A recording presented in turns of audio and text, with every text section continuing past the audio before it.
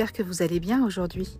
Dans cet épisode, je voudrais revenir sur les demi-mesures qui donnent des demi-résultats et pourquoi, lorsqu'on veut perdre du poids en réduisant les glucides, il est indispensable de respecter toutes les règles du jeu sans tricher. Vous ne me connaissez pas? Je m'appelle Sophie Gironi, je suis coach en nutrition et vous écoutez mon podcast Autour d'un café gras dans lequel je parle de perte de poids et de bien-être en général et d'alimentation réduite en glucides en particulier. Dans la plupart des régimes classiques, ceux qui sont essentiellement basés sur la réduction calorique, on ne différencie pas les aliments par leur effet sur la gestion de l'énergie. On se contente de réduire la quantité de calories ingérées en espérant inciter le métabolisme à aller plus loin chercher dans ses réserves. Pour faire une analogie mécanique, vous savez que j'aime ça, on diminue la quantité d'essence qu'on met dans le réservoir en pensant que ça va suffire à décrasser les soupapes. Et ça marche un temps pour la plupart des gens. Et puis ça marche plus parce que le moteur ralentit pour utiliser le moins d'essence possible vu qu'on ne lui en donne pas assez pour fonctionner. Et le moteur continue à s'encrasser parce qu'il ne tourne pas assez fort, pas assez longtemps pour dégommer les résidus qui continuent à se déposer vu qu'on n'a pas modifié le mélange d'essence. La réduction des glucides fonctionne très différemment des régimes classiques. On ne réfléchit pas à la quantité d'essence mais au mélange de ses composants. On privilégie les nutriments qui vont permettre d'augmenter le régime du moteur et on évince absolument les nutriments qui ont tendance à créer des résidus, qui ont tendance à rester stockés.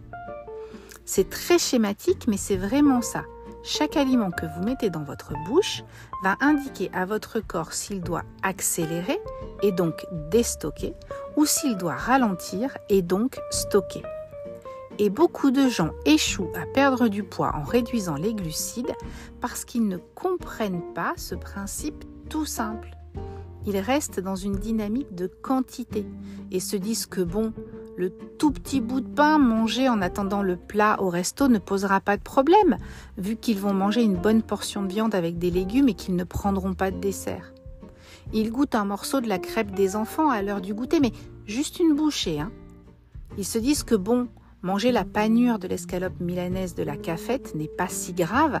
Après tout, ils ne prendront pas les frites avec.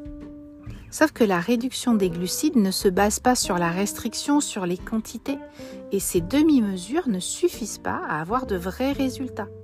La réduction des glucides permet de perdre du poids sans avoir faim en mangeant en bonne quantité des aliments savoureux, riches et gras, sous réserve d'en exclure absolument les aliments qui vont faire passer le corps en mode stockage.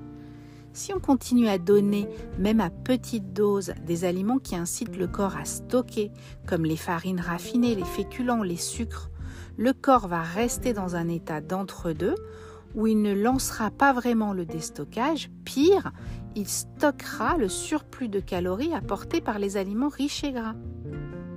Cette croyance qu'on peut bien se permettre à petite dose un aliment glucidique de temps en temps est une croyance délétère qui nous vient de notre éducation à la nutrition, où l'on prône le de tout un peu, et des nombreux régimes qu'on a suivis où l'accent est mis sur la quantité globale, sur la restriction calorique, peu importe leur origine. Sauf que ça n'est pas comme ça que le corps fonctionne. On sait désormais que toutes les calories ne se valent pas et que les calories tirées des glucides incitent au stockage en déclenchant l'élévation de la glycémie et une réponse insulinique. Tant qu'on entretient cette dynamique de stockage en consommant des aliments riches en glucides et en amidon, même en petite quantité, on ne peut pas optimiser sa perte de poids, voire on la sabote complètement. Des demi-mesures ne permettront jamais d'avoir mieux que des demi-résultats, voire pas de résultats du tout. Pour que la réduction des glucides fonctionne, il est essentiel d'en respecter tous les principes. Parce que non, on ne peut pas avoir le beurre, l'argent du beurre et le sourire de la crémière. Oui, les alimentations réduites en glucides permettent de perdre du poids tout en mangeant à sa faim. Et c'est top ça, non ? Oui, les aliments réduits en glucides permettent de se régaler avec des aliments qu'on a longtemps écartés, comme le fromage, la crème fraîche, les viandes grasses, le beurre. Mais cela fonctionne uniquement si on évince vraiment totalement les aliments glucidiques. Il est indispensable d'éliminer totalement, et je répète totalement, tous les sucres et tous les aliments glucidiques comme le pain, les féculents, les légumineuses, les fruits. Tous, totalement. Sinon, on reste dans un entre-deux complètement contre-productif et faute de vrais résultats, on aura tendance à se décourager et à s'autoriser toujours plus de ces aliments délétères parce que vu que ça marche pas, pourquoi se priver ? Les alimentations réduites en glucides offrent des bienfaits extraordinaires sur la perte de poids, mais aussi et surtout sur la santé. Pour les obtenir, il faut s'y lancer complètement et en respecter toutes les règles, sans compromis, sans demi-mesure. Mais je vous promets, le jeu en vaut vraiment la chandelle. C'est tout pour aujourd'hui. Si vous voulez aller plus loin, vous pouvez consulter mon site www.lesassiettes.fr où je partage des informations, des ressources, des recettes pour mettre en place une alimentation réduite en glucides sans prise de tête. Pensez également à vous abonner pour ne pas louper les prochains épisodes et n'hésitez pas à me dire ce que vous avez pensé de cet épisode dans les commentaires. À très bientôt!